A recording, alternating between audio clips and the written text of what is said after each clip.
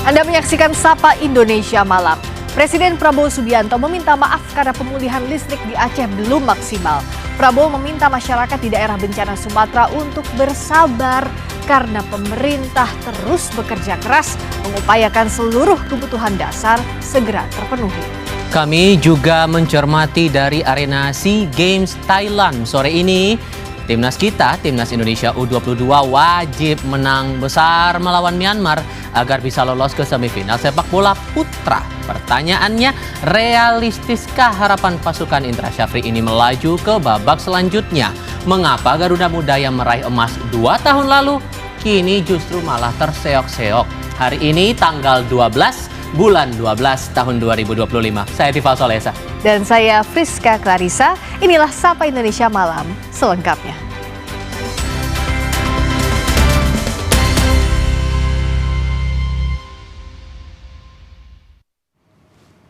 Kita bicara penanganan pasca bencana Sumatera, Saudara. Ratusan hingga ribuan warga Kabupaten Bener Meriah dan Aceh Tengah nekat berjalan kaki menerobos perbukitan yang terjal dan berlumpur selama berjam-jam.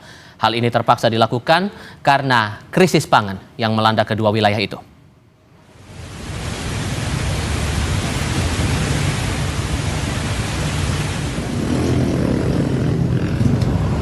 Tidak hanya orang dewasa, Saudara, anak-anak hingga lansia ikut berjalan sejauh puluhan kilometer demi mengangkat sembako hingga bahan bakar minyak yang mereka beli. Warga yang menggunakan sepeda motor sempat kesulitan akibat medan yang terjal. Tak jarang kendaraan mereka terjatuh karena nekat menerobos tebalnya lumpur. Warga berharap pemerintah segera membuka akses jalan Takengon menuju Aceh Utara maupun Kabupaten Biren agar warga bisa beraktivitas dan tidak perlu menempuh perjalanan jauh demi mencari kebutuhan pangan.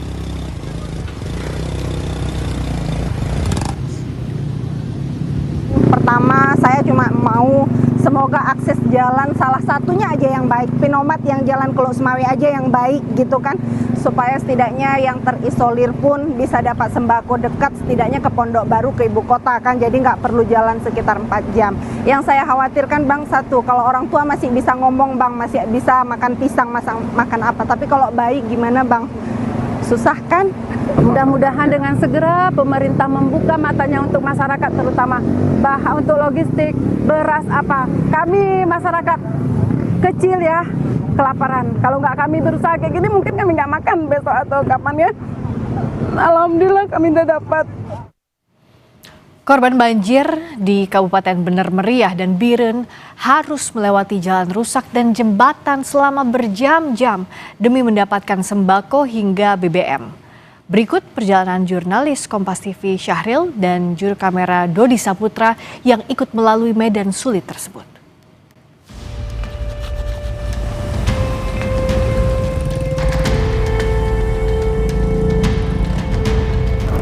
Saudara, hari ini kita akan mencoba menyisir wilayah Bener Meriah ke Kabupaten Biren. Bagaimana kondisi jalan menuju ke sana, perjuangan warga untuk membeli sembako BBM. Kita akan lihat proses perjalanan kami. Tantangan medan yang sulit kami hadapi sejak awal berangkat, seperti jembatan putus. Tapi kami melihat warga sekitar telah membangun jembatan darurat, tapi hanya dapat dilewati sepeda motor silih berganti. Di sisi kiri dan kanan jembatan, kondisi medan pun masih rawan pasca banjir dan longsor. Menggunakan sepeda motor dari Kabupaten Bener Meriah, kami menuju wilayah camp, yaitu wilayah perbatasan antara Bener Meriah dengan Kabupaten Aceh Utara. Akibat akses jalan utama putus, kami melalui jalur alternatif di Desa Pondok Baru Bener Meriah. Dalam perjalanan kami menyaksikan sejumlah jalan rusak parah dan jembatan lainnya putus. Namun warga tetap berupaya melewati jalan tersebut di antara arus kecil sungai. Tak hanya kami yang merasakan sulitnya medan, tim PLN yang tengah memperbaiki aliran listrik pun kesusahan mengoperasikan kendaraan di tanah terdampak longsor. Setelah hampir 2 jam, kami akhirnya tiba di camp titik kumpul warga di perbatasan menuju Aceh Utara. Di posko ini warga membawa jerigen untuk mencari BBM serta membawa sayur mayur untuk ditukar atau dijual dengan beras. Barangkali Bang, dari suasananya rawan kali Bang, titik-titiknya berat kali Bang. Kalau kita jalan kaki berapa jam ke sana, Bang? Sampai 3 jam baru tembus ke camp sana Bang. Ini apa kita bawa dari sini biasa, Bang? Cabai atau apa gitu? Orang kan cari beras Bang, beras nggak ada lagi kan, beras udah habis. Pokoknya bagian makan nggak ada lagi Bang. Berarti kita beli dari Aceh Utara sana, Ya, Bang? beli dari sana bawa kemari Bang kan. Apa yang biasa dibeli, Bang? Beli beras lah, cari minyak orang ini kan. Demi perut terisi dan tetap bertahan hidup, korban banjir di Aceh rela menembus medan yang sulit berjam-jam meski sambil bertaruh nyawa. Tapi keadaan ini tak boleh berlarut-larut. Pemerintah perlu segera memastikan akses jalan dan logistik pulih serta terjangkau oleh titik pengungsian warga. Tim Liputan Kompas TV. Kisah lengkap jurnalis Kompas TV Syahril dan juru kamera Dodi Saputra dalam menembus daerah terisolasi bersama relawan lainnya yang akan mengantarkan bantuan, yang sudah mengantarkan bantuan. Kita sama-sama tanyakan langsung kepada Syahril, jurnalis Kompas TV. Syahril, saat ini Anda posisinya di mana? Kondisi Anda bagaimana, sehat ya Syahril? Ya, Friska dan juga saudara, alhamdulillah kondisi kami masih sehat hingga hari ketiga berada di Kabupaten Benar Meriah. Kebetulan saat ini kami berada di tengah-tengah hujan lebat. Di belakang kami juga terlihat salah satu akses jalan penghubung di Kabupaten Benar Meriah yang putus saat terjadinya banjir dan longsor pada 26 November yang lalu, Friska. Syahril, Anda bersama dengan Dodi, kami tadi melihat tayangan liputannya harus melewati Bukit Terjal di tengah sulitnya akses untuk menembus wilayah terisolasi. Karena relawan pun sulit ya untuk menembus daerah itu. Boleh diceritakan seperti apa medannya? Iya benar, Friska. Kami kemarin start di Benar Meriah, harus melalui jalan alternatif di Pondok Baru. Kemudian di awal perjalanan saja kami sudah menemukan jembatan yang putus. Saat ini hanya bisa dilalui oleh satu motor, yaitu harus secara silih berganti. Untuk mobil belum bisa melintasi di kawasan tersebut. Memang sangat disayangkan kalau kita lihat perjuangan kami yang baru sekali saja melewati sudah merasa kelelahan, bagaimana orang-orang yang bertaruh untuk mencapai Kabupaten Aceh Utara melalui jalur tersebut untuk mendapatkan sembako ataupun untuk membeli BBM hingga sembako yang memang harus dibawa dari Kabupaten Aceh Utara ke Kabupaten Benar Meriah.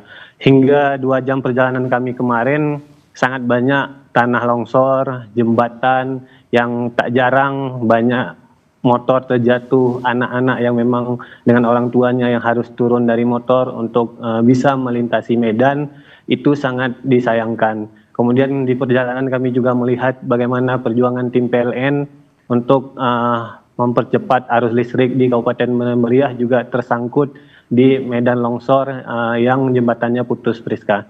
Iya, dan bahkan saya baru menyadari di belakang Anda itu jalannya terbelah. Boleh diceritakan itu seperti apa kondisinya dan itu jalan menuju mana, Syahril? Iya, benar Friska. Jalan di belakang saya ini merupakan terbelah saat terjadinya longsor pada 26 November lalu. Bisa kita lihat ini merupakan jalan penghubung antara Kabupaten Benar Meriah dan Kabupaten Biren.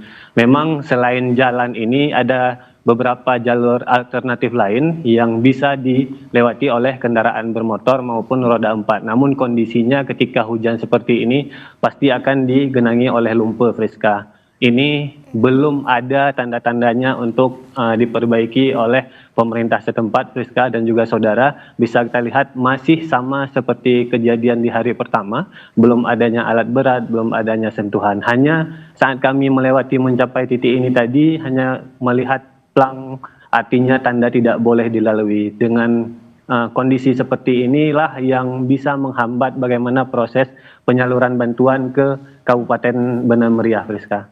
Jalan yang dilalui tadi hanya setapak saja pun jalan penghubung seperti di belakang Anda, Syahril dan Dodi Saputra, terbelah sehingga dari tayangan ini, dari laporan langsung Anda, semoga pemerintah setempat juga para pihak terkait bisa segera memperbaiki infrastruktur yang rusak akibat longsor agar bantuan bisa diterima oleh warga yang sudah menanti 2 pekan terakhir ini. Terima kasih Syahril dan Dodi Saputra atas laporan Anda langsung dari Bener Meriah, Aceh. Kami ajak Anda ke Aceh Tamiang. Korban banjir dan longsor di sana mengaku butuh tambahan pasokan sembako. Warga mengaku bantuan pemerintah masih kurang. Warga mengungkap mereka lebih banyak menerima bantuan dari relawan dan keluarga meski Presiden Prabowo Subianto sudah 3 kali berkunjung ke Aceh Tamiang. Warga meminta pemerintah bisa menyalurkan bantuan secara merata, terutama untuk korban yang tidak mengungsi di area jalan nasional. Untuk sembako, warga mengaku baru menerima bantuan beras, mie instan, dan telur. Warga kini berharap pemerintah segera memulihkan pasokan listrik dan mencukupi kebutuhan air bersih. Ya sembako minim bang, karena kan kalau yang dapat ini kan kadang jatuh di posko bang ya kan. Kalau di pengungsian pribadi kan jarang bang. Kalau dari pemerintah mungkin 2 kali atau 3 kali lagi tuh bang. Baru 2 kali 3 Iya, kali. yang banyak dari relawan. Iya, saudara-saudara datang berkunjung. Kalau bisa dibagi merata bang. Jangan semua turun di posko. Kalau bisa di mana pengungsian pribadi, karena kan posko pun nggak memadai bang. Apalagi dari daerah pelosok belum banyak yang dapat bang. Kalau ini hitungannya dari nasional, banyaklah orang yang memberi kan. Kalau dari pelosok karena kita kasihan bang, banyak yang belum dapat.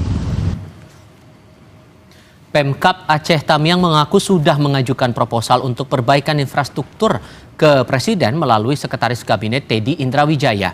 Pemkab Aceh Tamiang memperkirakan butuh waktu 1 tahun untuk pemulihan pasca bencana. Saya langsung membuat proposal. Saya langsung berikan kepada Pak Teddy, tersebut isi semua apa kebutuhan, apa yang kami perlukan di sini.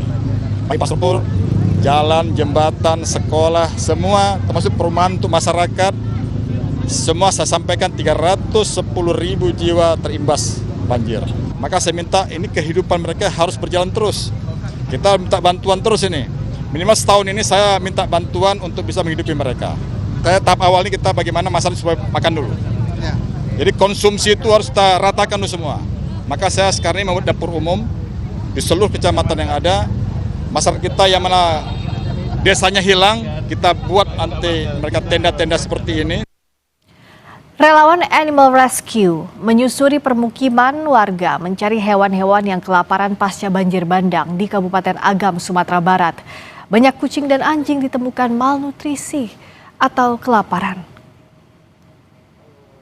Inilah potret perjuangan relawan Animal Rescue mencari hewan-hewan liar di tengah puing-puing rumah yang hancur akibat banjir bandang di Kecamatan Palembayan, Kabupaten Agam, Sumatera Barat. Relawan Animal Rescue dari Center of Orang Utan Protection menyusuri lokasi terdampak, mencari hewan yang bisa ditolong. Banyak hewan ditemukan dalam kondisi kelaparan, dehidrasi, dan mengalami luka akibat benturan dengan puing-puing. Dokter yang turut bergabung dalam operasi ini langsung memberikan penanganan intensif, termasuk pemberian obat-obatan, vaksinasi, dan juga makanan.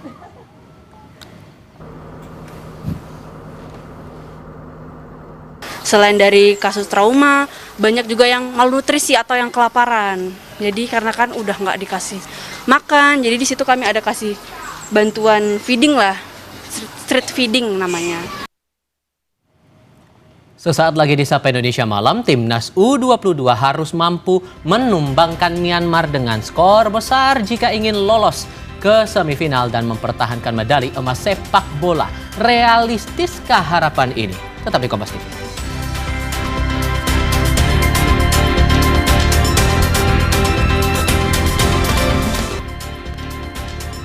Sorotan kami berikutnya datang dari arena SEA Games. Malam ini, Timnas Indonesia U22 menghadapi partai penentuan untuk lolos ke semifinal SEA Games 2025. Garuda Muda bakal melawan Myanmar dan ini wajib menang di atas 2 gol agar bisa melaju ke partai semifinal. Anak-anak asuhan pelatih Indra Syafri sudah melakukan latihan terakhir untuk menghadapi Myanmar malam ini. Kemenangan di atas 2 gol menjadi harga mati jika ingin lolos ke semifinal. Sebelumnya, Indonesia ditaklukkan Filipina 1-0 di pertandingan pertama. Kekalahan ini membuat posisi Garuda Muda terjepit karena untuk lolos harus berjuang menjadi runner-up terbaik. Ini posisi kita. Indonesia berada di peringkat 2 grup C. Meskipun sama-sama tak punya poin dengan Myanmar, namun nasib Indonesia lebih baik karena hanya kebobolan 1 gol dari Filipina. Filipina dipastikan lolos ke semifinal setelah menang di 2 pertandingan melawan Indonesia dan Timor Leste.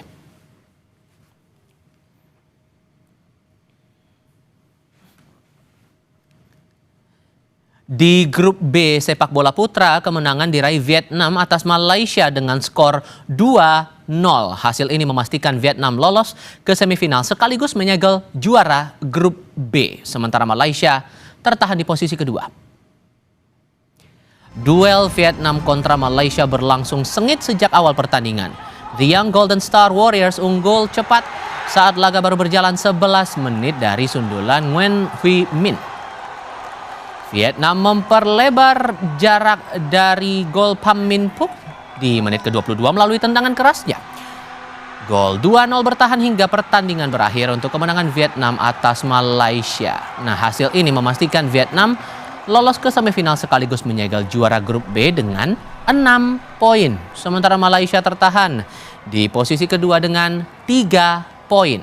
Kekalahan Malaysia juga memperbesar peluang Indonesia untuk lolos ke semifinal lewat jalur runner-up terbaik. Syaratnya, ini dia, Garuda Muda harus menang besar atas Myanmar.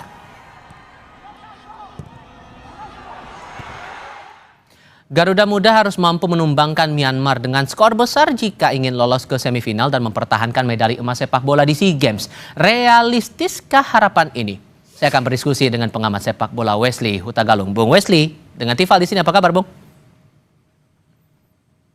Selamat sore, Mas Tifal. Terima kasih sudah bergabung bersama kami.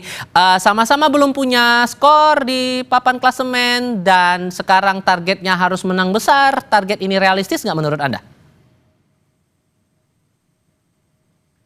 Ya, selama peluang itu ada, kita harus mencoba. Kita meskipun terasa sulit ketika melihat penampilan kita di laga perdana menghadapi Filipina, bagaimana kita sulit sekali mengancam pertahanan lawan dengan organisasi permainan yang rapi, setup di serangan yang rapi. Nah, kalau melawan Myanmar, peluang itu hanya ada kalau kita menang besar 3 bola, anggaplah 3-0, ya harus dicoba dengan game plan yang tepat, strategi yang tepat, dan mental yang tepat. Tapi kalau membaca manuver Myanmar sejauh ini Anda melihatnya posisi kita bisa mengamankan di klasemen atau malah ada tantangan lain di sini? Ya, secara head to head kita kan bisa dibilang cukup bagus selama kita bertemu di SEA Games. Bahkan 4 pertandingan di SEA Games kita bisa mengalahkan Myanmar dengan skor cukup banyak. Ya. Terakhir kan kita menang 5-0 di SEA Games sebelumnya. Tapi sejarah adalah tengah sejarah. Bagaimana kita memperbaiki penampilan kita kan juga harus berbeda ya. Maksudnya bahwa kita sebagai juara bertahan aja bisa kalah di laga perdana melawan Filipina dan kalah pertama kali loh melawan Filipina di SEA Games. Jadi sesuatu segalanya masih mungkin terjadi. Tapi yang kita harapkan adalah game plan strategi tepat dari pelatih kita dan Syafri menurunkan starting lineup yang benar-benar harus agresif, nggak ada pilihan lagi. Kita imbang pun kita udah nggak akan mungkin lolos. Jadi harus strategi yang agresif dengan formasi yang tepat harusnya. Dan kalau poinnya berarti kan jika mau menang besar, kita harus bisa mendapatkan momentum mencetak gol di awal. So kalau Anda memperkirakannya nih posisi Coach Indra Syafri, otak-atik posisi pemain kita bakal gimana? Terlebih yang terakhir saya tahu itu Struijk dan Zylstra masih starter. Bisa aman nggak posisi kita kalau kayak gini? Ya ini menariknya karena kalau para pemain yang siapa yang Sorry fit, Bung yang Wesley, tadi sempat mentalnya terputus. kurang Boleh bagus. diulang lagi di awal? Silakan. Ya, kita tidak tahu siapa pemain yang fit menjelang pertandingan ya Mas Tifa. Mungkin itu fisik, mungkin strategi. Tapi kalau bagi saya melihat formasi yang sekarang diturunkan, saya dapat formasi ini, memang saya kok agak kurang yakin dengan daya ledak tim ini. Karena tadi saya pikir Rahmat Arjuna bisa main sejak awal karena oke, dia tidak mencetak gol, oke dia membuang peluang ketika di laga perdana, tapi dialah pemain yang bisa masuk, punya kecepatan dibandingkan kalau kemarin Frankie Misa yang bermain. Nah ini kita lihat informasi ini apakah sesuai dengan kondisi fisik terakhir, mental terakhir, karena kita tidak tahu siapa bagaimana sebenarnya kondisi tim menjelang pertandingan. Dan melihat para pemain tampak kecewa saat dikalahkan Vietnam, kita lihat juga Ivar Jenner bahkan tampak emosional. Hasil pertandingan saat itu apakah akan berpengaruh secara emosional untuk pertandingan malam ini? Karena pertaruhannya gede loh Bung. Ya, ini gengsi, marwah diri, dan juga ini saya ya waktu itu melihat ini juga pertaruhan dari federasi, karena setelah kisruh kita dengan federasi Sintayong, PT Clever, jadi saya selalu mengatakan ada dua momentum federasi untuk memulihkan kepercayaan publik, SEA Games, mempertahankan gelar juara, dan AFF nanti di pertengahan tahun depan.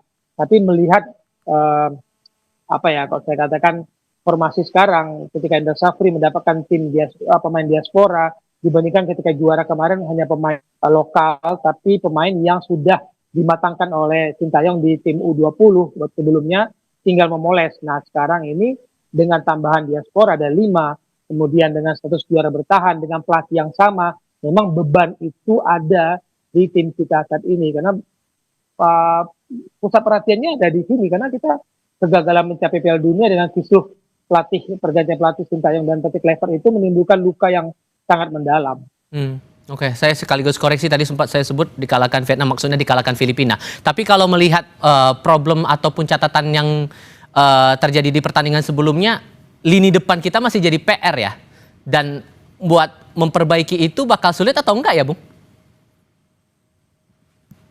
Nah, ini pertanyaan menarik Mas Tifa, karena kita tidak melihat ada perubahan gaya bermain. Jadi ketika melawan Filipina ada pergantian pemain, belum terlihat benar-benar perubahan dari signifikan dari starting game plan, strategi yang ubah. Jadi kan kadang-kadang kan kita punya pemain cadangan itu kan yang pemain yang bisa mengubah situasi. Nah, perubahan situasi itu yang belum ketemu melawan Filipina, yang harus kita akui Filipina bermain sangat baik secara organisasi pertahanan, rapi, padat, dan hubungan antar lini mereka sangat baik. Tidak mudah membongkar pertahanan Filipina. Jadi kita tidak boleh melihat bahwa Indonesia hanya satu sisi sebagai gagal dalam membangun serangan, tapi kita juga memuji organisasi pertahanan Filipina yang sangat bagus. Oke. Apapun tantangannya, semoga hasil baik untuk tim kita. Bung Wesley, terima kasih sudah bergabung bersama kami. Selamat malam, Bung.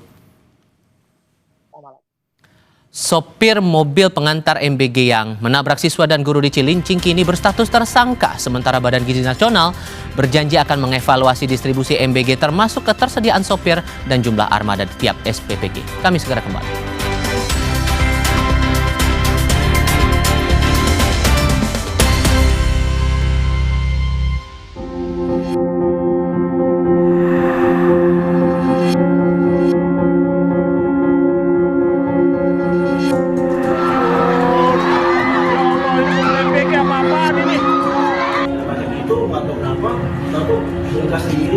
Kabur kan itu mobilnya kan.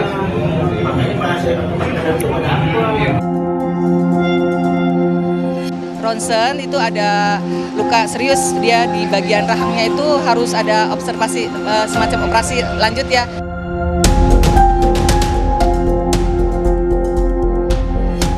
Dinyatakan sebetulnya layak untuk mengendarai kendaraan, hanya saja pada saat kejadian karena faktor mungkin dia begadang sebelumnya itu menyebabkan dia sehingga lalai dalam berkendara.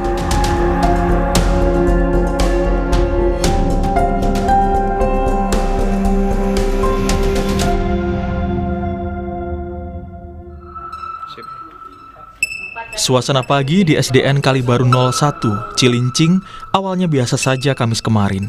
Siswa berkumpul di halaman sekolah, bukan untuk upacara, tetapi kegiatan literasi. Namun pagi yang harusnya ceria seketika berubah mencekam.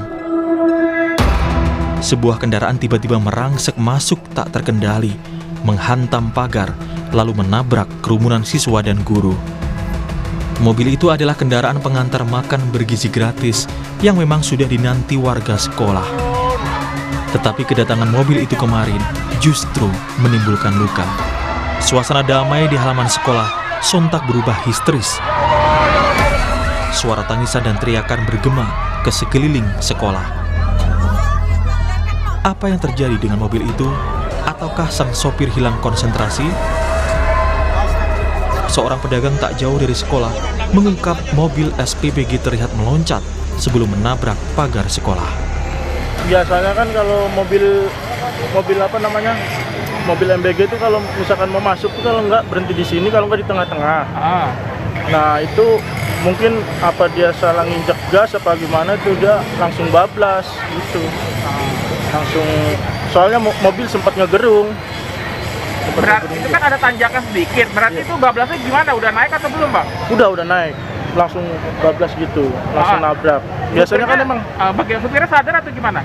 Sadar sih kayaknya orang, soalnya pas dia habis nabrak itu dia langsung turun. Puluhan siswa dan seorang guru segera dibawa ke rumah sakit karena terluka. Namun kerasnya benturan dengan mobil membuat sejumlah siswa mengalami cedera serius dan harus dirawat intensif. Sejauh ini sih udah, kalau Lilo ya, itu udah di CT scan, ronsen juga,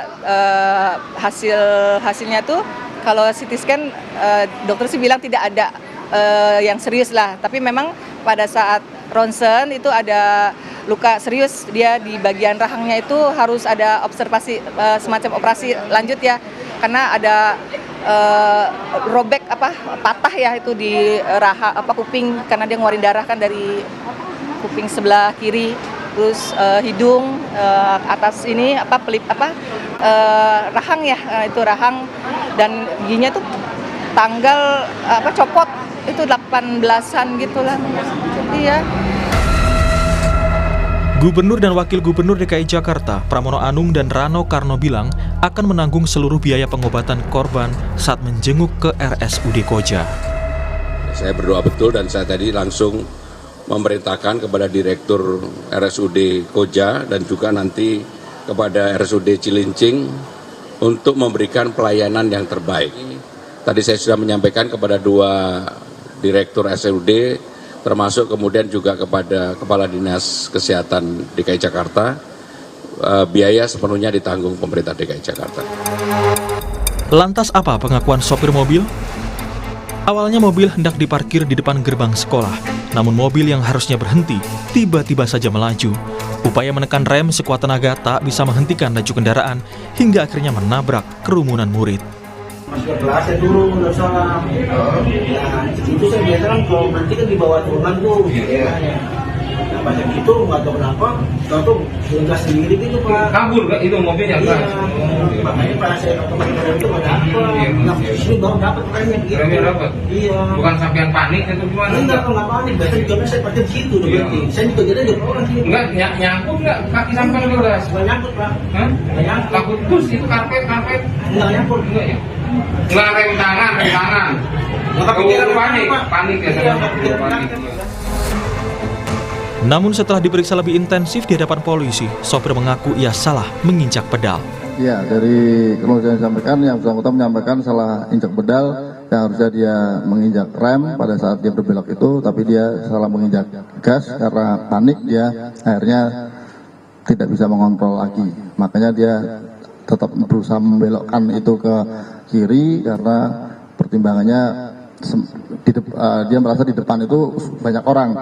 Berusaha seminim mungkin dia ke kiri supaya dia menghindari kerumunan itu. Mobil yang menabrak murid dan guru juga sudah diperiksa. Polisi menyatakan kendaraan dalam kondisi layak jalan. Namun akibat kelalaian mengemudi, sopir kini berstatus tersangka. Untuk tersangka AI sudah kita lakukan penahanan seperti yang disampaikan Bapak Kapolres. Kita kenakan pasal 360 ayat 1 yaitu atas kelalaiannya. Jadi atas kelalaian daripada tersangka ini yang pada saat itu mengemudikan kendaraan sehingga mengakibatkan terjadinya tabrakan di kendaraannya itu layak pakai. Namun di sini faktornya adalah faktor dari pengemudinya itu sendiri, sehingga memang sudah dinyatakan sebetulnya layak untuk mengendarai kendaraan. Hanya saja pada saat kejadian karena faktor mungkin dia begadang sebelumnya itu menyebabkan dia sehingga lalai dalam berkendara itu. Badan Gizi Nasional berjanji akan mengevaluasi kejadian ini, termasuk mengkaji ketersediaan sopir dengan armada pengantar MBG. Sebab sopir pengganti yang menabrak siswa diketahui kurang fit saat mengantar paket makanan, serta baru mendapat kabar jadi sopir pengganti sekitar 2 jam sebelum mengoperasikan kendaraan. Yang bersangkutan sudah 6 kali menjadi sopir pengganti, dan untuk minggu ini yang kedua. Tapi menurut keterangan dia tadi malam habis jemput istrinya kemana gitu, dan baru sempat tidur jam 4 sehingga jam 5:30 bangun, sehingga memang kurang fit, dan ini kelihatannya jadi pelajaran bagi kita. Kalau evaluasi kan sudah kita lakukan rutin ya. Selama ini kan kita menghandle terkait dengan gangguan pencernaan, ya kan. Nah sekarang rupanya harus langsung masuk juga ke operasional, di mana pengantaran menjadi sangat krusial. Dan ini katanya kita akan kaji secara seksama untuk keselamatan semua orang. Pasca mobil pengantar SBG menyeruduk kerumunan siswa, kegiatan belajar mengajar di SDN Kali Baru 01 diliburkan untuk sementara. Pihak sekolah juga akan memberikan trauma healing pada seluruh warga sekolah. Komnas Perlindungan Anak menjenguk siswa dan guru SD Negeri Kali Baru 01 selepas insiden mobil pengantar MBG menabrak kerumunan siswa pada Kamis kemarin. Ketua Umum Komnas Perlindungan Anak Agustinus Sirait mengaku prihatin atas kasus mobil SPPG menabrak siswa SD hingga memicu 22 korban luka. Komnas Perlindungan Anak meminta Badan Gizi Nasional bertanggung jawab karena menilai ada kelalaian sistemik dalam kasus ini. Kami meminta agar kiranya pihak Polri memproses kasus ini tidak hanya sebagai kecelakaan biasa tentunya. Ini bisa kita mintakan untuk ke pertanggungjawaban korporasi. Saya kira patut kita minta pertanggungjawabannya BGN untuk menstop misalnya izin dari dapur MBG, karena tentunya driver ini kan menjadi perhatian yang penting juga. Artinya apakah ini udah lulus seleksi misalnya, kita nggak boleh main-main tentang anak. Saat berkunjung ke Aceh Tamiang, Presiden Prabowo Subianto meminta para pengungsi bersabar terkait aliran listrik yang belum terpasang. Friska Clarissa punya diskusinya. Usai jeda berikut.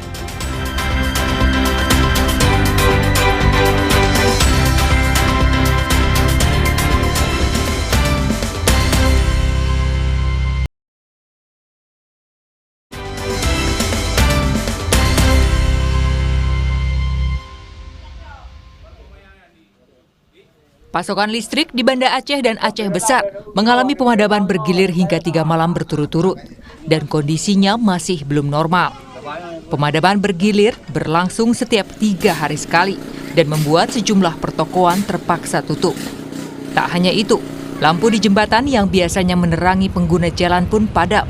Hal ini membuat sebagian besar warga terganggu. Pemadaman listrik juga berdampak pada jaringan komunikasi yang mengakibatkan koneksi internet terputus. Warga korban bencana di Desa Blangperia, Aceh Utara juga harus kembali menunggu adanya aliran listrik setelah sebelumnya sempat menyala selama beberapa jam. Warga berbondong-bondong ke sejumlah warung kopi dan SPBU yang memiliki genset untuk bisa mengisi daya baterai ponsel hingga mengakses internet. Ini dari tadi pagi sampai sekarang belum hidup. Belum hidup. Jadi aktivitas di rumah bagaimana nih? Ya nggak bisa ngapa-ngapain. Untuk jaringan HP sendiri gimana? Nggak bisa juga. Nggak bisa. Jadi kalau harapnya udah lampu, biar bisa semua berkegiatan seperti biasa kan. Minta semuanya nggak bisa, air nggak bisa, masak nasi nggak bisa, cas HP, masak jaringan tuh nggak bisa. Kebutuhan akan pulihnya aliran listrik sangat mendesak. Tanpa aliran listrik, proses pemulihan pasca bencana semakin lambat dan membuat derita masyarakat bertambah. Tim Liputan Kompas TV. Dalam kunjungannya ke Aceh Tamiang, Presiden Prabowo Subianto meminta para pengungsi untuk bersabar karena pemerintah sedang berusaha mengatasi masalah di lapangan.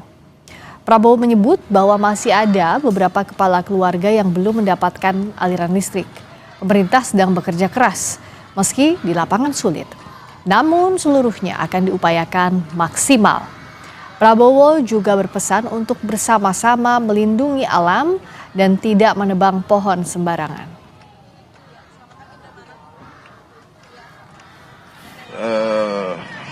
Saya minta maaf kalau masih ada yang belum. Kita sedang bekerja keras. Mungkin listrik yang belum ya. Sudah mulai. Sudah mulai? Oh, oke. Iya. Ya, kita berusaha, kita tahu di lapangan sangat sulit ya. Keadaannya sulit, jadi kita atasi bersama. Kita tidak boleh tebang pohon sembarangan. Saya minta pemerintah daerah semua lebih waspada, lebih awasi ya. Kita jaga alam kita dengan sebaik-baiknya. Saya kira itu pesan saya ya. Selama 2 minggu lebih, pasokan listrik daerah terdampak banjir dan longsor di Aceh, Sumatera Utara, dan Sumatera Barat masih belum pulih. Lalu bagaimana langkah untuk mempercepat pemulihan listrik di daerah terdampak banjir longsor? Kita bahas lebih dalam bersama Ketua Komisi 7 DPR Fraksi PAN Saleh Daulay, pengamat ekonomi energi Fahmi Radi, dan Likopa Noptilo, Kasih Operasi dan Siaga Kantor SAR Bengkulu yang saat ini bertugas di Agam, Sumatera Barat. Selamat malam Bapak-Bapak. Selamat malam, Pak. Selamat malam, saya ke Pak Likopa. Saat ini suasana di sana seperti apa? Apakah sambungan listrik ini sudah stabil dan sudah tersedia, Pak Likopa? Ya, terima kasih untuk jaringan listrik saat ini memang sudah terpasang, tetapi masih belum stabil, masih ada giliran mati-matinya, gitu. Oke. Masih terkait listrik PLN. Jadi masih bergilir. Sejauh ini daerah mana saja yang sudah teraliri listrik walaupun bergantian itu di Agam, Pak Likopa? Ya, untuk daerah Agam itu ada 16 kecamatan ya, dan 13 kecamatan yang terdampak dari banjir dan longsor atau galodo. Itu daerah ini memang yang kami tempatin atau khususnya Batana sendiri itu daerah Palembayan. Palembayan ini daerah yang terdampaknya jumlah korbannya sangat banyak. Memang daerah-daerah seperti Kota Tengah atau Sawalawe itu memang tiang listriknya pada ini jatuh atau tanggal, jadi maka PLN bekerja keras untuk supaya bisa tersambung daerah-daerah yang terisolir gitu. Dan sudah ada informasi kira-kira kapan listrik itu akan stabil dalam kondisi seperti ini? Kalau informasi dari PLN, Pak? Kalau informasi dari PLN sendiri, bahasanya dia akan secepatnya segera untuk mengatasi terkait untuk jaringan listrik yang berpengaruh dengan jaringan telekomunikasi juga. Ya, karena betul ini akan berdampak pada jaringan telekomunikasi. Banyak sekali yang jadi kesulitan untuk memberikan informasi ke keluarganya, belum lagi gelap gulitnya sudah 2 minggu ini dari bencana awal datang. Pak Saleh, kalau dalam kondisi seperti ini, apa saja dari tinjauan DPR kendalanya untuk memulihkan pasokan listrik? Sudah ada komunikasi dengan pemerintah, apa saja feedbacknya, Pak? Jadi untuk sejauh ini sebetulnya kan kami itu hanya melihat bagaimana keadaan masyarakat. Masyarakat sekarang sangat tergantung sekali dengan pasokan listrik yang ada. Sampai sejauh ini kalau kita lihat tanggap darurat yang sedang dilakukan oleh pemerintah juga sangat terkendala karena adanya kendala listrik seperti ini. Jadi ada banyak alat-alat yang memang membutuhkan supplier energi yang bersumber dari listrik.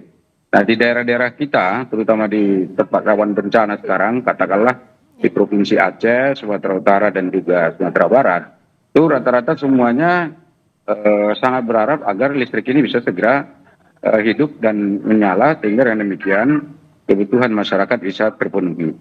Tentu begini, masyarakat ini percaya betul dengan apa yang disampaikan oleh pemerintah. Ya. Jadi karena itu kita berharap bahwa pemerintah menyampaikan informasi yang valid, akurat, sehingga dengan demikian masyarakat punya katakanlah prediksi dan juga punya rencana-rencana yang akan dilakukan terkait dengan apa saja yang sedang mereka hadapi, terutama dalam melakukan upaya-upaya percepatan tanggap darurat yang ada saat ini. Nah, kemarin pada saat ada rapat di Aceh, rapat koordinasi, itu kan kita dengar semua bahwa Pak Bahlil melaporkan kepada Presiden bahwa malam ini, waktu itu disebut begitu, Ya. akan terang semua seluruh wilayah Aceh gitu. Tetapi kenyataannya sampai beberapa hari, bahkan sampai hari ini, listriknya belum total semua bisa mensuplai kebutuhan masyarakat. Masih banyak masyarakat yang merasakan kesulitan dengan adanya kekurangan listrik tersebut.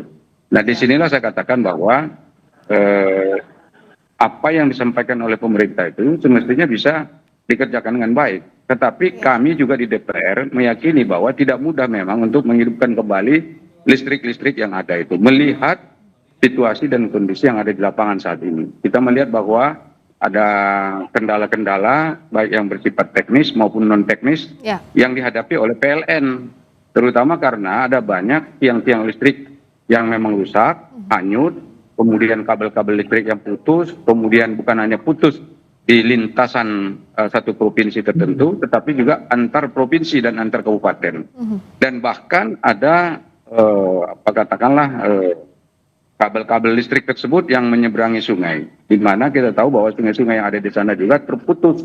Jadi jalannya putus, kemudian komunikasi antar mereka juga tidak baik, karena di sana kalau tidak ada listrik, maka itu juga berpengaruh kepada telekomunikasi. Jadi alat telekomunikasi yang ada di sana tidak nyala, ya banyak ya, banyak sekali tidak akan hidup kalau listriknya tidak ada. Nah, ini yang saya katakan juga menjadi kendala. Jadi kendala ini memang harus diselesaikan dulu. Kalau tidak, ya tidak mungkin tanggap daruratnya akan dipercepat. Nah, sekarang fakta yang muncul di lapangan adalah adanya perpanjangan masa tanggap darurat yang dikeluarkan oleh pemerintah daerah.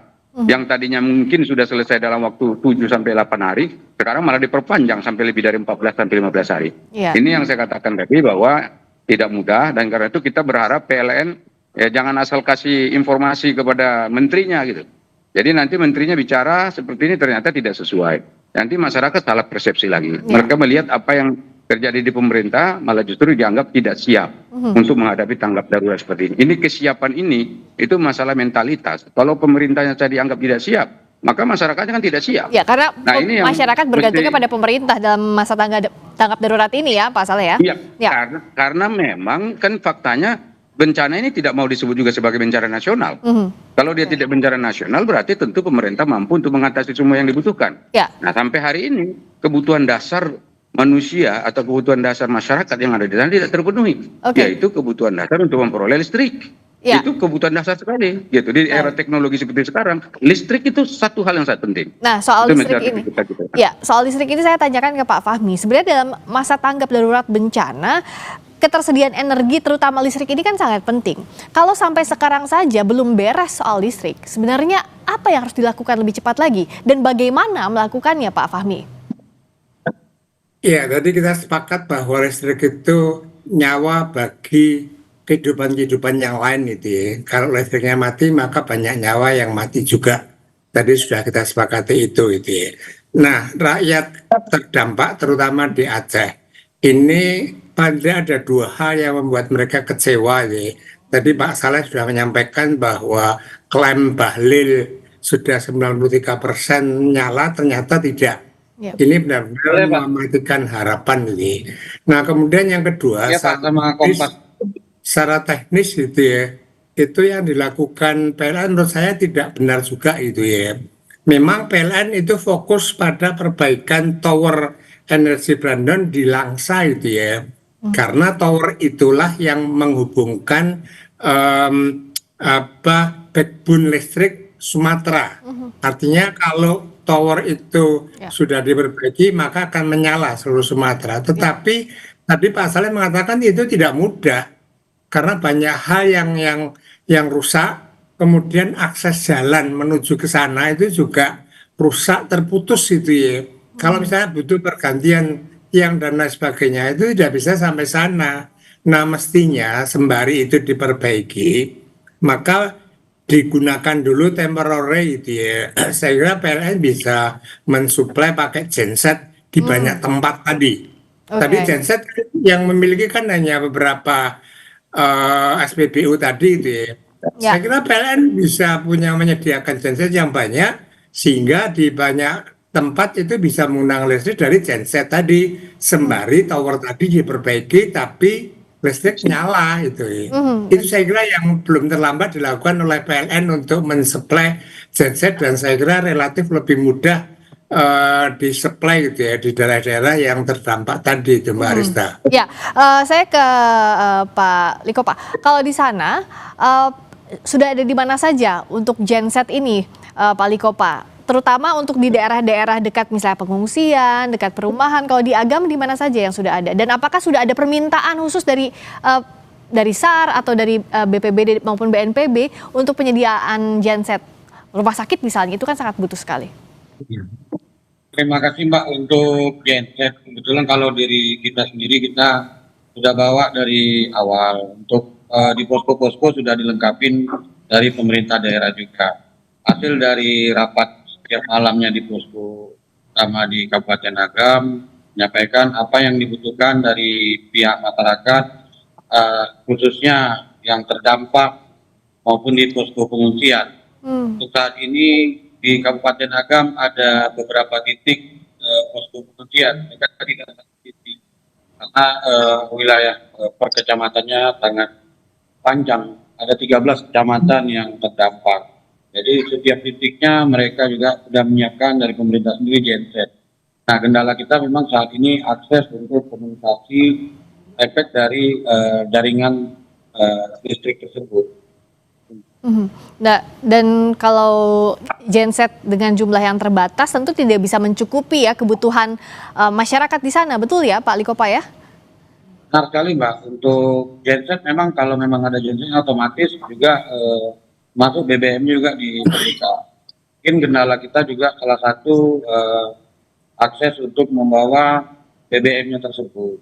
Jadi itu juga menjadi kendala sama di daerah-daerah yang menggunakan genset dari pemerintah. Kalau untuk jalur pengangkutan BBM maupun BBM yang masuk sampai sekarang cuma ada di pos-pos mana saja kalau di Agam Pak? Itu nanti didata dari pemerintah dan mereka sudah akomodir terkait berapa satu malamnya menggunakan bahan bakar. Untuk saat ini memang tidak ada pengaruh terkait masalah genset, cuma daerah-daerah yang terpencil itu agak sulit untuk mengirimkan bahan bakar tersebut. Banyak kendala karena ada jembatan-jembatan yang putus. Daerah-daerah itu juga aksesnya juga kita masih berjalan kaki. Untuk menggunakan roda 4 atau kendaraan motor juga agak sulit karena daerah tersebut dengan ketinggian akibat dari jembatannya rusak. Kalau daerah yang terpencil otomatis juga akan semakin sulit tadi ya seperti Pak Liko Pak cerita untuk mengantarkan bahan bakar, untuk mengantarkan genset. Tapi bahkan di Banda Aceh kemarin saya berbincang langsung dengan Wali Kota Banda Aceh, di situ pun di ibu kota Provinsi Aceh belum ada listriknya, belum tersedia listriknya untuk masyarakat. Lalu mau menunggu sampai kapan lagi dan apa yang bisa didorong untuk pemerintah menyelesaikan masa tanggap darurat ini sesaat lagi di Sapa Indonesia Malam.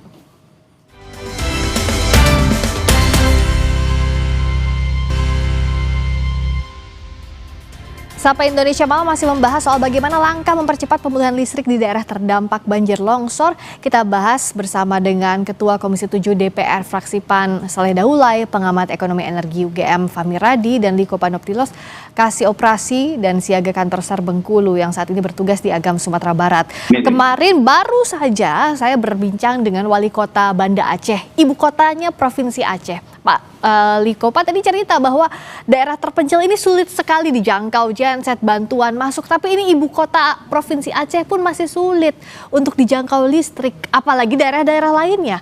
Pak Saleh, apa yang bisa didorong dari DPR, dari fraksi PAN yang terutama ada di dalam pemerintahan agar ya dipercepat? Kalau masyarakat kan tidak bisa bergantung kepada siapapun lagi, kepada pemerintah yang saat ini tidak menetapkan sebagai bencana nasional, artinya pemerintah mampu semestinya. Jadi kalau saya mohon maaf ya, kebetulan ini kan dapil saya, Pak. Jadi saya tahu persis bahwa memang ini ada sesuatu yang perlu ditegerakan oleh pemerintah. Nah karena itu hal-hal yang bersifat fundamental memang yang dibutuhkan oleh pemerintah hari ini itu mesti harus segera dipenuhi. Ya karena kalau tanpa pemenuhan terhadap hal-hal seperti itu maka tanggap darurat ini akan terkendala dan ini bisa membutuhkan waktu yang sangat lama sekali. Pertama begini, pertama ya yang perlu diingat nih bahwa perumahan warga itu puluhan ribu yang hilang. Ya bukan hanya 1.000 2.000, puluhan ribu karena ada desa juga seperti di Tapanuli Selatan itu ada 2 desa yang hilang tuh Mbak, sama sekali nggak ada lagi, nggak kelihatan. Itu satu, berarti kan rumahnya hilang semua. Kemudian yang kedua, infrastruktur yang dimiliki oleh masyarakat, terutama misalnya katakanlah sekolah, rumah ibadah, pusat pelayanan kesehatan dan pusat-pusat aktivitas sosial lainnya juga hilang. Jadi karena itu perlu rekonstruksi dan rehabilitasi yang membutuhkan waktu yang tidak sedikit gitu. Kemudian pekerjaan masyarakat terganggu. Sekarang kalau datang ke tempat bencana ini akan kelihatan betapa masyarakat di sana tidak bisa bekerja secara optimal karena sawah mereka hilang. Jadi sawah yang hilang itu jutaan hektar juga kalau dihitung total semua gitu loh. Nah karena itu ini juga tidak mudah gitu. Nah sekarang apa yang akan dilakukan oleh pemerintah untuk mengatasi apa yang sedang terjadi saat ini? Kalau panen pasti tidak mungkin karena sawah-sawah mereka itu juga sekarang sedang katakanlah tidak produktif. Ya karena tadi bencana ini. Kemudian tadi infrastruktur, ya katakanlah jembatan, jalan, kemudian hal-hal lainnya yang menghubungkan antara satu kota dan kota lain juga terkendala. Kemudian sekarang alat-alat untuk membantu percepatan, misalnya katakan helikopter, pesawat dan seterusnya juga terbatas. Bandara udara yang ada di sana juga terbatas. Jadi banyak sekali bandara udara yang tidak operasional, sehingga dengan demikian bantuan juga sangat terlambat. Nah ini yang menurut saya penting harus dipikirkan gitu oleh pemerintah bagaimana caranya ada percepatan-percepatan seperti itu. Nah kami dari fraksi PAN memang sudah diperintah oleh Ketua Umum supaya datang turun bikin dapur, datang ke mereka bantu apa yang bisa dibantu. Ya sesuai dengan kapasitas kami begitu. Nah ini sedang kita lakukan dengan harapan ya ini bisa juga membantu pemerintah dalam rangka minimal tanggap darurat ini masyarakat tidak merasa ditinggalkan oleh siapapun begitu. Kalau dari Pak Fahmi apa yang harus dipercepat oleh pemerintah saat ini? Singkat saja. Ya, saya kira strateginya PLN harus diubah tadi itu ya. Jadi jangan fokus pada perbaikan tower karena dalam perbaikan tower itu nanti akan perbaikan juga untuk transisi, kemudian distribusi tiang ribuan tadi itu butuh waktu. Tadi Pak Saleh mengatakan bisa berbulan-bulan, sementara masih mati. Nah, sembari itu bagi dulu genset supaya di beberapa tempat itu hidup. Dan saya yakin PLN mampu untuk membagikan genset tadi. Itu untuk daruratnya jadi, ya Pak ya? Iya, jadi genset dibagi, listrik hidup, kemudian tower diperbaiki. Pada saat diperbaiki tower, itu sudah ada listrik dari genset. Baik, nah kalau dari Pak Liko Pak, singkat saja, apa yang paling dibutuhkan saat ini Pak? Ada butuh genset di mana saja?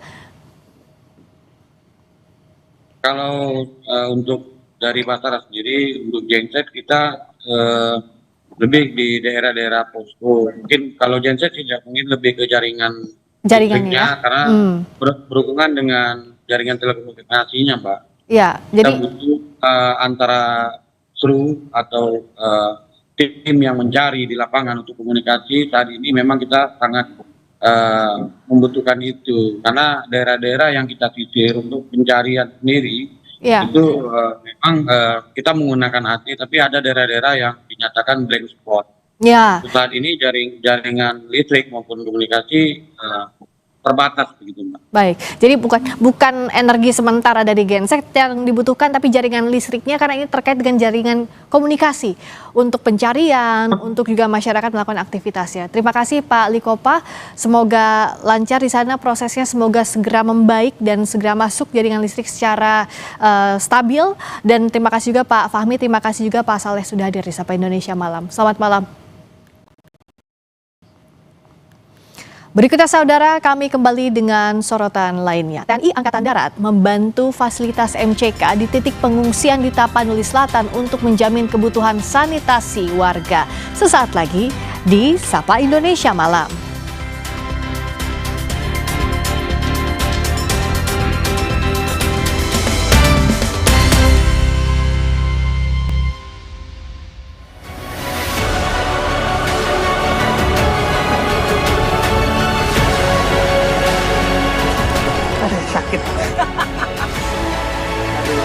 Bang Febri nyekir gokil, totalitas bang.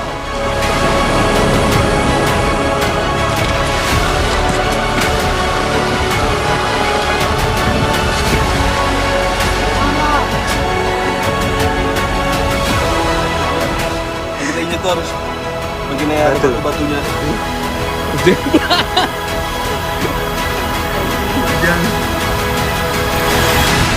Cuma demi sebuah gambar. Demi sebuah gambar, guys. Iya. Demi sebuah gambar.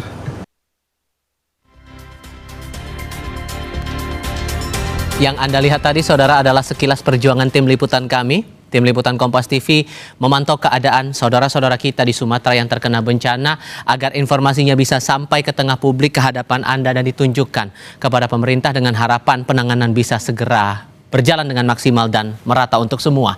Salah satunya soal ini, TNI Angkatan Darat membangun fasilitas mandi cuci kakus atau MCK di titik pengungsian Tapanuli Selatan, Sumatera Utara untuk menjamin kebutuhan sanitasi warga.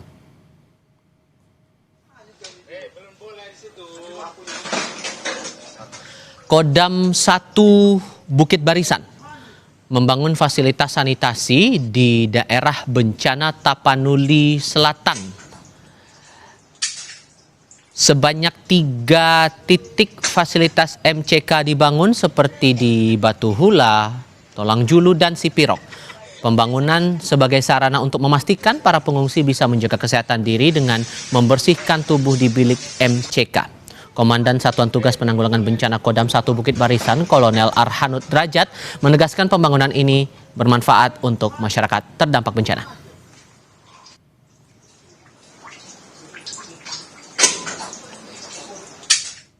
Kita tinjau suasana penanganan bencana di Tapanuli Selatan lewat laporan jurnalis Kompas TV Jona Hamonangan.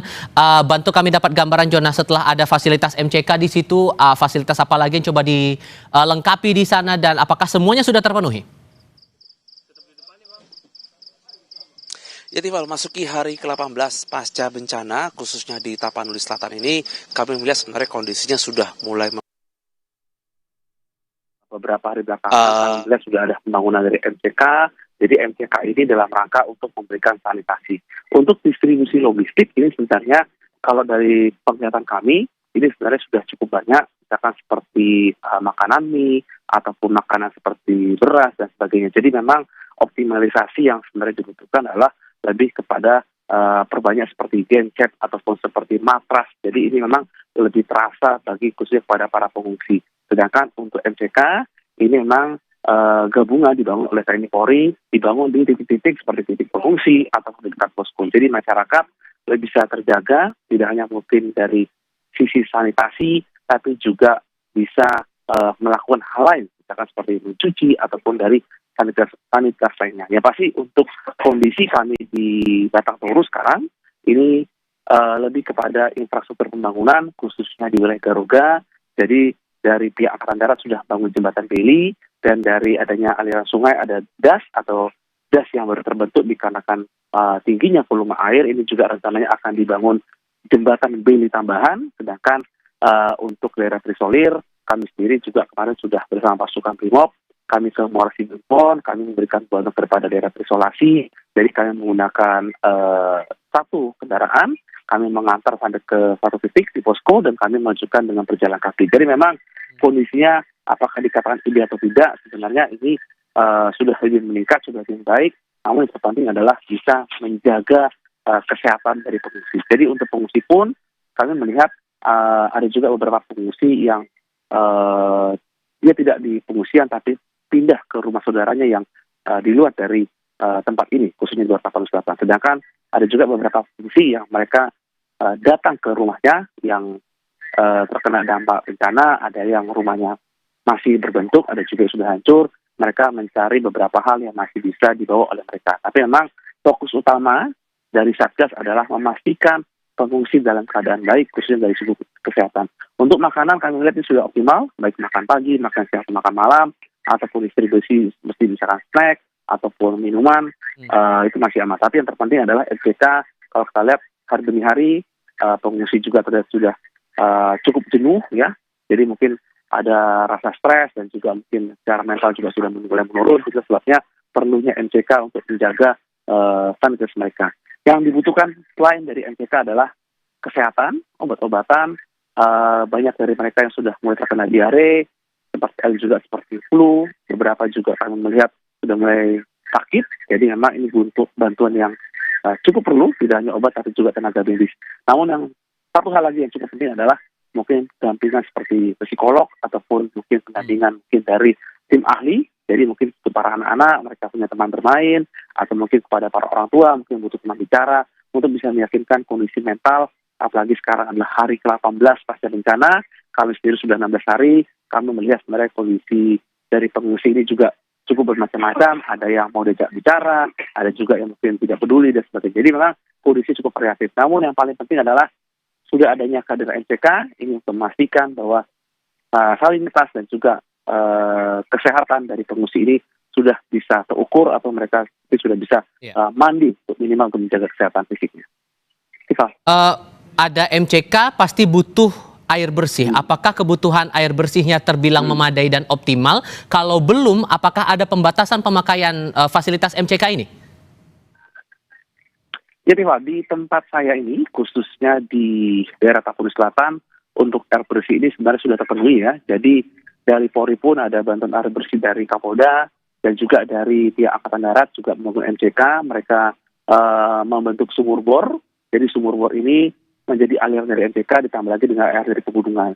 Dan sebaliknya pun pengolahan airnya pun di September juga kami lihat sudah cukup baik. Jadi sebenarnya untuk air bersih ini tidak ada pembatasan sama sekali, masih cukup baik. Begitu juga dengan air mineral ya, untuk air putih ini juga masih tercukupi. Jadi memang ketersediaannya sudah optimal, tinggal pengungsinya mau atau tidak untuk mandi. Namun kalau kita lihat memang tidak bisa dipaksakan dikarenakan mungkin dari mereka sendiri, mungkin dari sisi mental yang juga mungkin sedang drop ataupun turun seperti itu. Jadi untuk sumber air tidak ada pembatasan dan kami melihat ini sudah cukup optimal, dan kami pun saat ini di posko Brimob juga dibangun juga posko atau mungkin tempat untuk mandi. Ini juga airnya juga optimal. Dibangun juga seperti tangki air, jadi ini juga cukup ideal untuk masyarakat mungkin untuk mandi ataupun hal lainnya. Oke. Kami sampai saat ini masih mengalami kendala komunikasi beberapa saat, Jonah. Apakah kemudian dari pantauan Anda atau apa yang Anda lihat sejauh ini untuk perbaikan fasilitas penunjang komunikasi masih tetap berjalan atau malah ada kendala transportasi dan lain-lain? Ya, ini Tifal, ini justru masalah yang sekarang kami hadapi. Jadi sepanjang hari ini dan beberapa waktu sebelumnya kami selalu menggunakan Starlink ya, dikarenakan memang untuk mengandalkan sinyal baik provider itu sudah tidak bisa diharapkan dikarenakan sinyal ini sebenarnya nol. Jadi kami sendiri saat ini menggunakan Starlink dari Brimob untuk bisa live dan bisa mengabarkan atau telekomunikasi, sedangkan untuk listrik pun ini juga mengandalkan dari genset.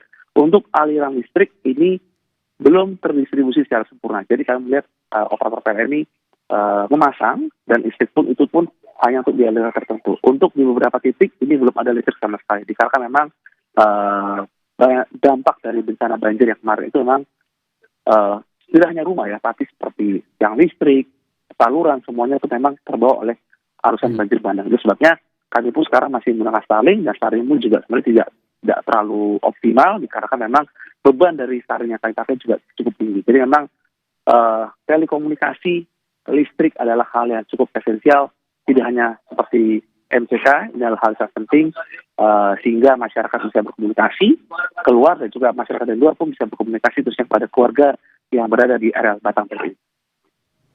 Satu-satunya harapan kami adalah agar Anda, Jona Hamonangan bersama Febri James Gustam dan Muhammad Andika Pratama yang ikut bertugas hari ini dalam keadaan sehat, selamat, dan tidak kurang satu apapun. Jona, terima kasih. Badan Riset dan Inovasi Nasional mengeluarkan peringatan potensi bahaya di wilayah bekas bencana Sumatera. Maka apa langkah mitigasi yang perlu dicermati? Kami bahas sebentar lagi.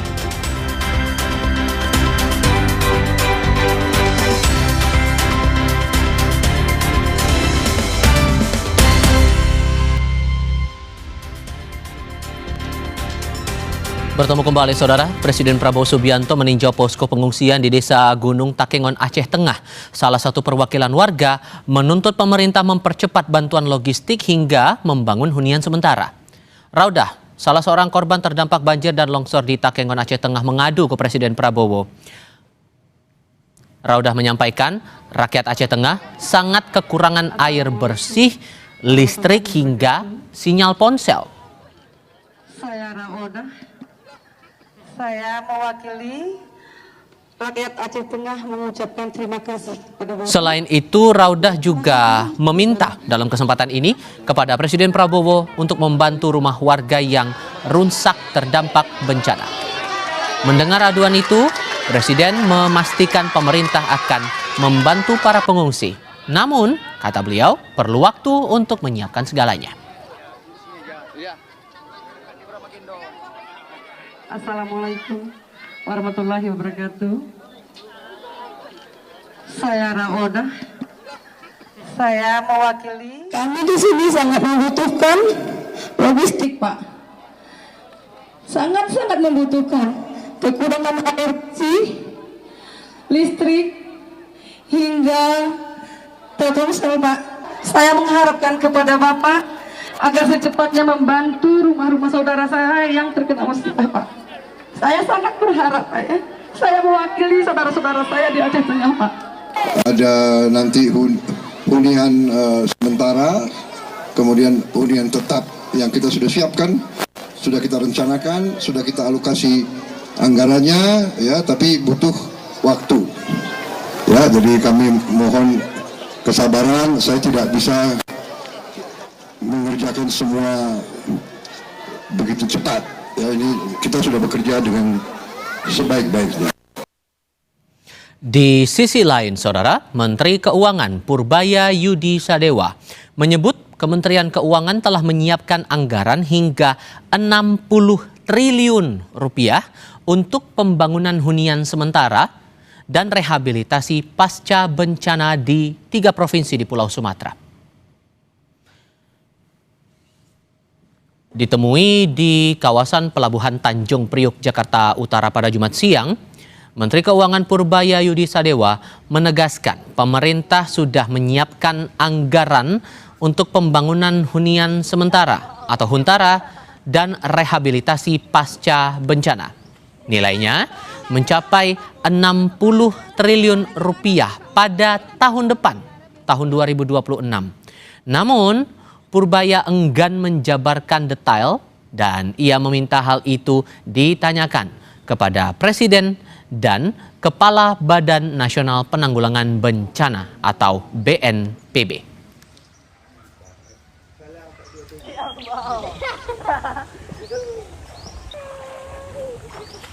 Izin Pak, anggaran soal Pak. Pak, anggaran soal huntara gimana tadi Pak? Tadi tambahan soal huntara besok gimana? Bencana anggaran ada semua, tapi yang berhak bicara adalah kantor presiden sama BNPB. Untuk sementara dari Kemenlu menyediakan anggaran berapa Pak? Oh, pokoknya mereka minta kita kasih. Sudah ada sudah kita. Berapa triliun kira-kira atau? Kalau yang kan diperkirakan 60 triliun ya tahun depan ya. Untuk rehabilitasi segala macam itu. Termasuk pembangunan itu Pak. Rehabilitasinya apa aja Pak? Sudah kita siapkan datanya, tapi itu aja di Pak Presiden sama Pak BNPB. Saudara, sepasang suami istri jadi relawan medis dan menembus wilayah terisolasi demi membantu korban bencana di Aceh Utara. Mereka rela menyusuri sungai menggunakan perahu dan berjalan kaki berjam-jam demi bisa mencapai lokasi pengungsian. Meski harus menaiki perahu demi menembus wilayah terisolasi, tim medis yang diantaranya merupakan pasangan suami istri terus memantapkan langkahnya agar bisa mengobati para korban bencana di Aceh Utara. Dengan membawa sejumlah obat-obatan, tim medis ini melanjutkan perjalanannya dengan berjalan kaki selama berjam-jam dengan medan yang tak mudah agar bisa sampai ke pengungsian. Perjalanan yang jauh membuat relawan medis ini tiba di pengungsian saat hari sudah gelap. Namun bukan lelah yang dikeluhkan, melainkan semangat yang mereka tularkan dengan langsung memberikan bantuan pengobatan bagi korban bencana. Hari ini insya Allah tidak cuma kasih obat. Kalau ada saudara kita di sini yang kenapa? Ya betul. Di sini kita siap melayani pembersihan luka. Jadi boleh Bapak panggil kalau ada yang jauh dari lokasi ini, kita satu titik aja di sini biar selesai. Kebetulan kita ada 2 tim. Meski medan yang tak mudah, namun atas dasar kemanusiaan, tim relawan hadir untuk berbagi dan menolong sesama.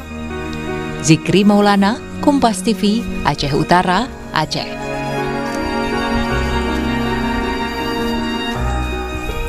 Salah satu permintaan korban bencana adalah hunian sementara. Namun Badan Riset dan Inovasi Nasional atau BRIN mengeluarkan peringatan akan potensi bahaya di wilayah bekas bencana Sumatera dan langkah mitigasi yang perlu dilakukan. Kami diskusikan ini bersama Adrin Tohari, Kepala Pusat Riset Kebencanaan Geologi dari Badan Riset dan Inovasi Nasional. Selamat malam Pak Adrin, dengan Tifal di sini Pak. Selamat malam Mas Tifal. Oke, jenis risiko apa yang paling mengancam dari wilayah bekas bencana ini Pak? Ya, yang perlu kita waspadai adalah bencana susulan ya, karena daerah tersebut kan memang sudah menjadi daerah yang sangat rawan terhadap risiko bencana. Jadi tentunya seperti tanah longsor kemudian juga banjir bandang itu akan terjadi lagi apabila cuaca menjadi cuaca ekstrim ya, dengan intensitas curah hujan yang sangat tinggi.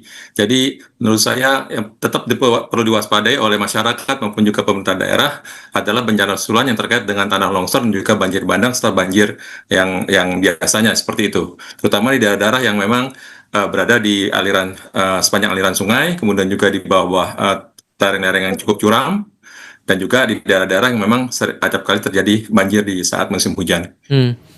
Ini berlaku, penegasan saja, ini berlaku kerawanan ini rata di 3 provinsi itu, Aceh, Sumut, Sumbar, atau ada daerah yang terbilang cukup rawan yang lebih tinggi di antara 3 ini?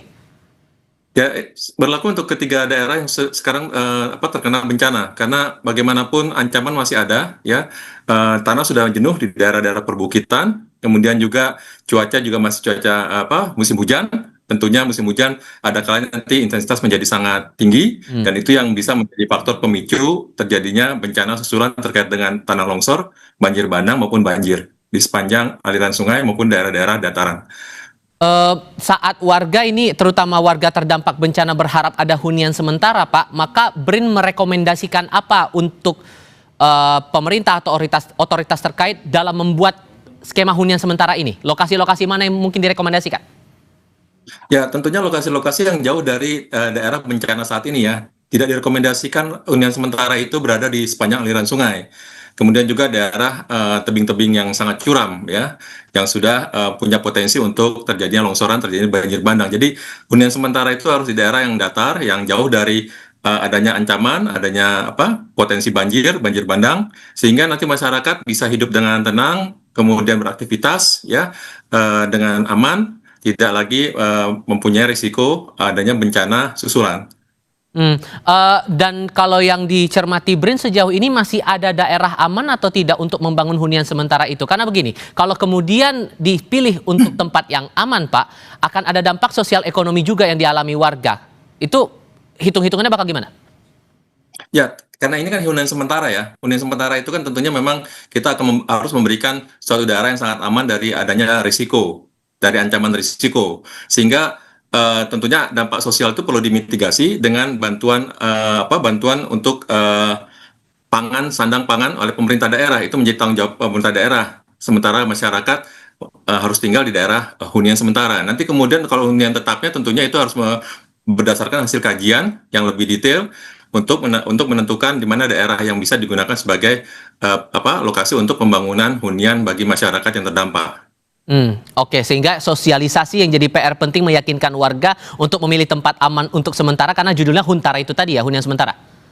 Ya, betul. Jadi hunian sementara itu memang harus daerah yang tetap aman dari bencana juga gitu. Jadi bukan kita memindahkan masyarakat di daerah yang ternyata masih punya potensi adanya ancaman ataupun bencana. Jadi tetap mereka harus tinggal walaupun itu hunian sementara di daerah yang jauh dari ancaman bencana.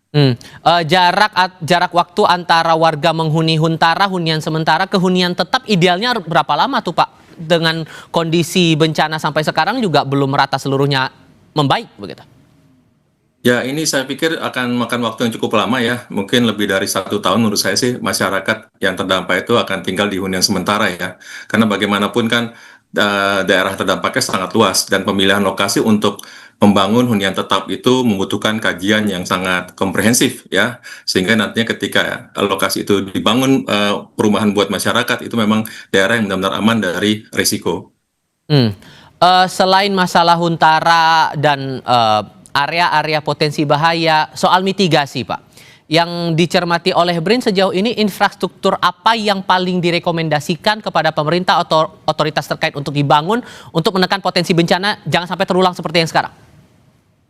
Ya, kalau kita melihat bencana tanah longsor, kemudian banjir bandang, banjir gitu ya, maka karena ini terjadinya daerah perbukitan, daerah aliran sungai, maka salah satu upaya mitigasi struktural yang perlu dilakukan oleh pemerintah itu membangun sabodam. Sabodam itu struktur bendungan kecil ya, yang nantinya dia bisa memperlambat laju aliran air maupun lumpur. Dan juga bisa menahan material-material besar seperti gelondongan kayu, batu-batu besar. Sehingga nantinya air akan semakin lambat ketika dia mendekati daerah pemukiman. Itu sabodam itu sudah dikonstruksi di daerah lereng Gunung Merapi untuk menahan laju dari lahar ya yang mengancam daerah pemukiman di sana. Jadi salah satu infrastruktur yang menurut saya perlu dibangun di daerah-daerah yang memang mempunyai potensi ancaman tanah longsor dan juga banjir bandang. Selain itu juga sistem peringatan dini yang menurut saya perlu diefektifkan terkait dengan ancaman tanah longsor maupun juga banjir bandang.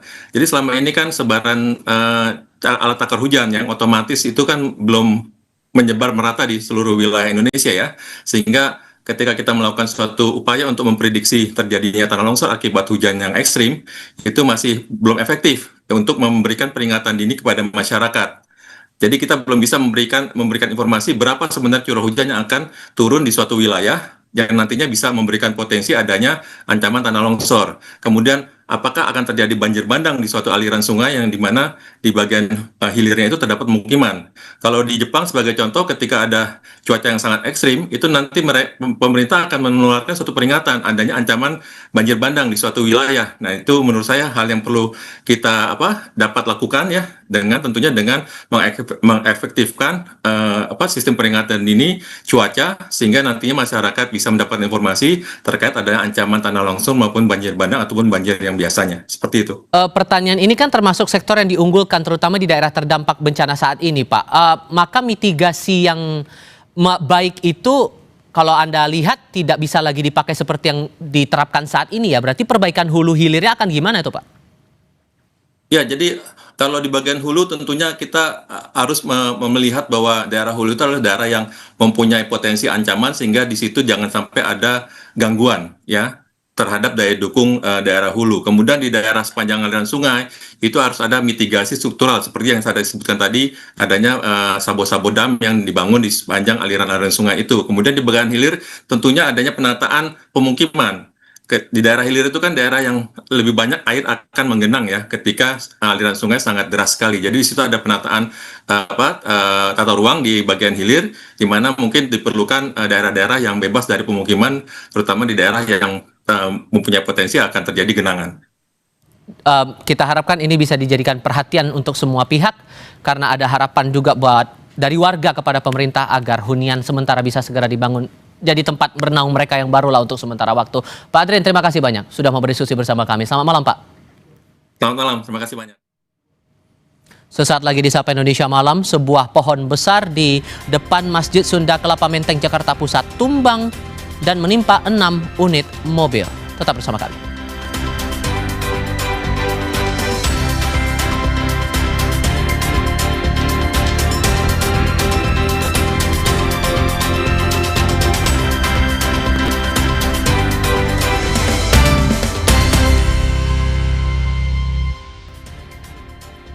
Masih di Sapa Indonesia Malam.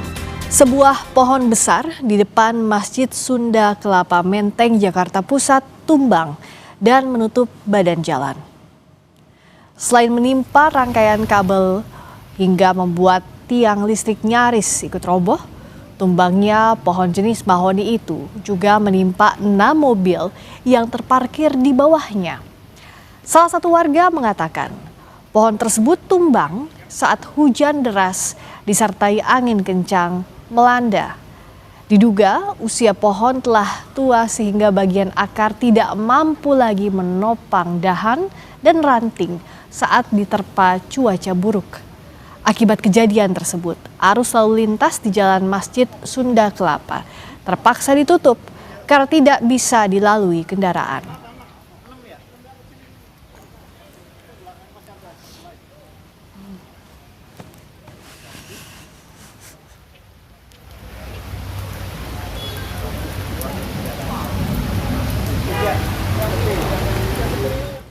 Kita ke berita berikutnya. Polisi menemukan unsur kesengajaan yang dilakukan Direktur Utama PT Teradron Indonesia, Michael Wisnuwardana, dalam kasus kebakaran gedung Teradron di Jakarta yang menewaskan 22 orang. Kapolres Metro Jakarta Pusat, Kombes Susatyo Purnomo Condro bilang berdasarkan hasil kajian, tersangka Michael tahu persis risiko kondisi baterai yang mudah terbakar dan membiarkannya tanpa standar operasional prosedur dan tanpa perlindungan. Soal penyebab kebakaran, berdasarkan keterangan saksi kunci, api berasal dari tumpukan baterai berukuran 30.000 mAh yang jatuh hingga menimbulkan percikan. Berdasarkan berbagai kajian, ya, masa bahwa 187 juga kami kenakan, yaitu bahwa ada unsur kesengajaan. Artinya bahwa sebagai direktur tahu persis tentang resiko daripada baterai LiPo ini mudah terbakar, namun tetap membiarkan kondisi tanpa SOP dan tanpa perlindungan. Yang juga jadi sorotan, polisi menyelidiki pelaku pengeroyokan 2 debt kolektor hingga tewas dan pelaku pembakaran sejumlah warung di TMP Kalibata. Sejumlah puing-puing kios dan kendaraan yang terbakar akibat ricuh pengeroyokan 2 debt kolektor di TMP Kalibata dibersihkan pagi tadi. Sementara polisi masih menyelidiki kasus pengeroyokan debt kolektor dan kasus pembakaran sejumlah warung di TMP Kalibata. Polisi menyebut 2 orang debt kolektor tewas dalam kericuhan ini. Lewat terus diberhentikan dari TC. Setelah itu dibilangkan pengendara mobil turun untuk membantu. Disitulah terjadi keributan. 1 orang yang awalnya diberhenti nama DC ini dan itu lagi dalam proses penyidikan. Tapi sudah dimintain keterangan itu dia. Masih dalam proses penyelidikan, nanti kita update lagi. Kalau di mobil juga Pak udah diminta keterangan? Yang di mobil yang sempat ngebantu itu. Sama, termasuk itu juga masih proses penyelidikan semuanya. Yang tewas itu ada berapa sebetulnya saat ini Pak? Yang meninggal? Yang meninggal ada 2, yang 1 kritis tadi akhirnya meninggal juga. Sebelum kami tutup, kami ingatkan untuk selalu penuhi kebutuhan hidrasi Anda sepanjang hari dengan air mineral yang pasti sejuknya. Untuk Anda yang bersiap-siap menyambut akhir pekan, semoga hari Anda menyenangkan. Demikian Sapa Indonesia Malam, saya Tifal Solesa. Dan saya Friska Clarissa. Terima kasih. Sampai jumpa besok.